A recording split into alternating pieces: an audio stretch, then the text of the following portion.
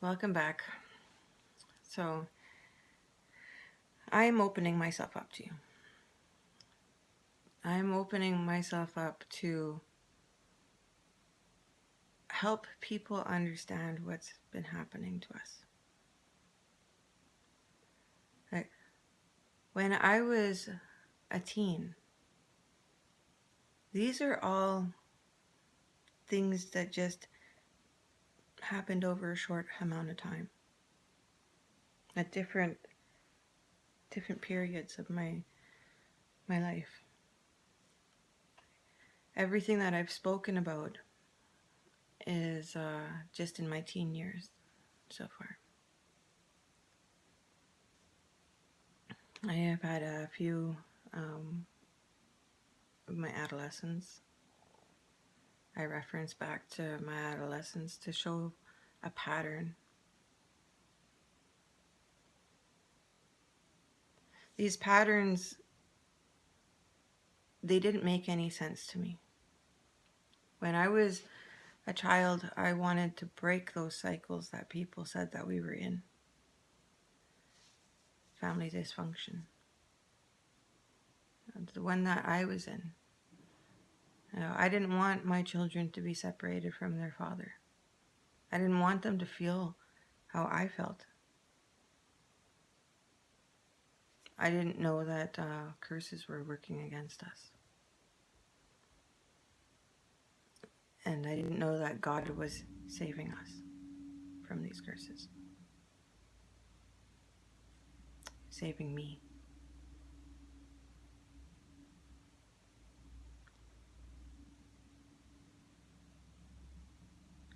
When something would happen to me, I would look back on it and I would be proud that I lived through it and that I was strong enough to get over it.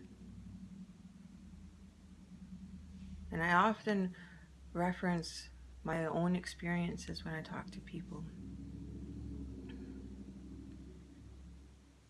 And that's because I can't give any suggestions on how people can do things if I never did it. I'm not going to go and give you advice and find it in a book. I'm going to find it in my own life experience because I've overcome a lot of things in my life. And I know that it's possible to overcome these things and still keep who you are. You see, I didn't allow these relationships that were bad to misguide me into thinking that love didn't exist. How could love not exist when I loved so much? When I was gifted beautiful love, right? Broken people create broken people. I say that because chances are that when we go and ask for help or guidance from our family and our friends, they give you advice on what they would do if they were in that situation or what they did. Say marital advice or relationship advice. They will give you advice on what they would do. And then when you don't take it, they get offended. And this happened to me quite a bit. But at the same time, I'm just trying to get something out of me. So that's why I'm talking about what I had just gone through. And I'm not asking for advice, but I'm giving it. And then people are getting offended because I don't take it. And the way that I would look at the advice that I was getting was, have you gone through this before? did this advice that you're giving to me benefit you?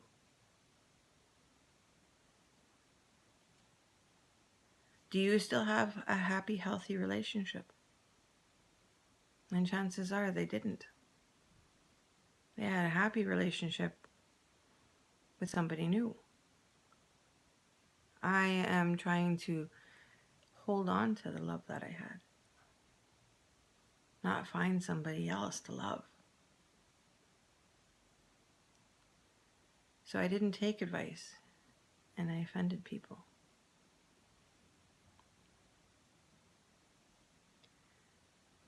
Same thing with in recovery. When I went to the meetings and these sponsors were like vultures, and they would suggest that I take them on as a sponsor. But I watch, I observe. I observe the way that they talk, the way that they walk through life, right? Do they still talk with anger, resentment? Or they talk with forgiveness and love? Are they still holding on to something because it shows in their actions that they are? Well, I don't want to be like that. I want to be loving and forgiving, and I want to get through my experiences with forgiveness and love. I don't want to change the person that I am. And all of these curses that were placed try to change who you are, but you really can't change this. Even underneath all of that armor that people place around their heart because they don't want it broken, the only thing that heals it is love.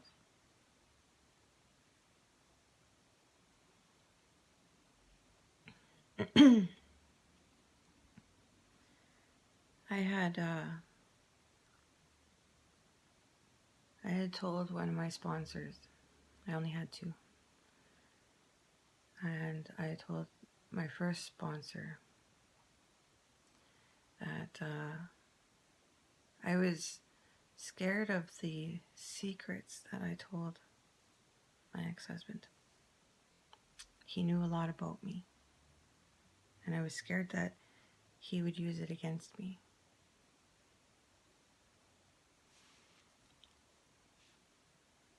And this friend said, be who you are and say what you feel, because those who mind don't matter, and those who matter don't mind. I have lived by those words for 17 years. Because when I speak the truth, nobody likes the truth. It hurts them. When you speak the truth to me, I accept the truth for what it is, and it doesn't hurt me. But when you speak lies to me, that hurts me, because that's not who I am. That's not what I did. That's not what happened in my life. I freed myself. I freed myself by opening up and discussing things that would happen in my life. I no longer hid the sexual abuse that I had gone through. And when I first started talking about it, I cried. I was crying because I was fearful that somebody could use that against me.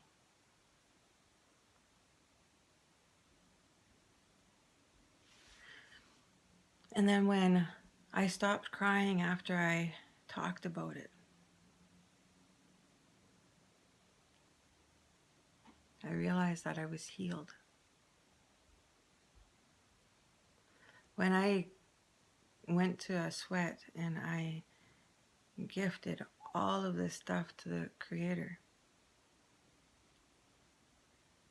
I didn't want it back. And when I opened up about my abortion and my childhood sexual abuse and the times that I was sodomized and raped and, beaten, I didn't look for sympathy. I was letting people know that I survived those things. And look at me today. I smile. I love myself. People love me, despite all those things that I went through. All of those things that I overcame.